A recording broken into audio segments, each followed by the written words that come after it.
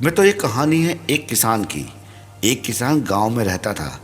उसके पास 2 बैल और 2 कुत्ते थे। एक बार उसे किसी काम से गांव से बाहर जाना था, किंतु उसकी समस्या ये थी कि खेत जोतने का भी समय हो गया था और काम को पूरा करने के लिए गांव से बाहर भी जाना जरूरी था। तब किसान ने उस समस्या का समाधान निकाला। उसने अपने बैलों और कुत्तों को बुलाकर कहा कि मैं कुछ दिनों के लिए गांव से बाहर जा रहा हूँ।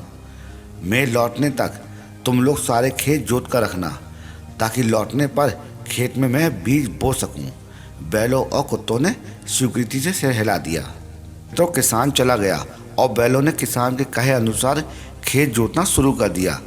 परंतु कुत्ते सारा दिन आवारागर्दी करते फिरते थे और पूरा गांव घूमते थे।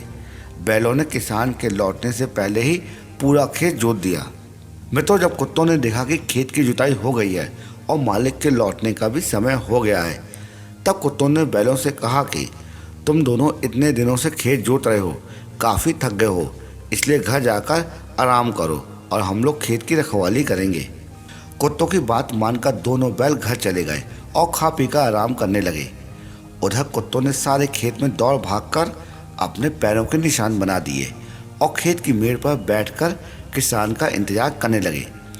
थोड़ी देर में किसान वापस आया और सीधे खेत पर पहुंचा तो देखा कि दोनों कुत्ते मेड़ पर बैठे हैं और खेत की जुताई हो गई है, परंतु बैल कहीं नजर नहीं आ रहे थे।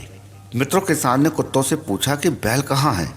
कुत्तों ने कहा कि मालिक, आप जब से गए थे तभी से हम लोग खेत जोत रहे हैं और अभी काम पूरा करके मेड़ पर बैठकर आपका इंतजार कर रहे थे, जबकि बैल तो घर से बाहर ही निकले और खेत झांकने भी नहीं आए।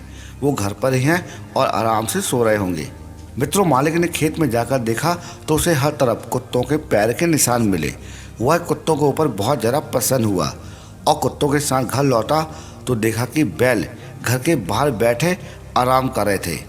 किसान बैलों के ऊपर बहुत ज़्यादा क्रोधित हुआ और बैलों को रस्सी से बांधकर उनकी पिटाई कर दी और कुत्तों को खाने के लिए दूध, रोटी और मांस के टुकड़े दिए और बैल को खाने के लिए सूखा हुआ भूसा दिया।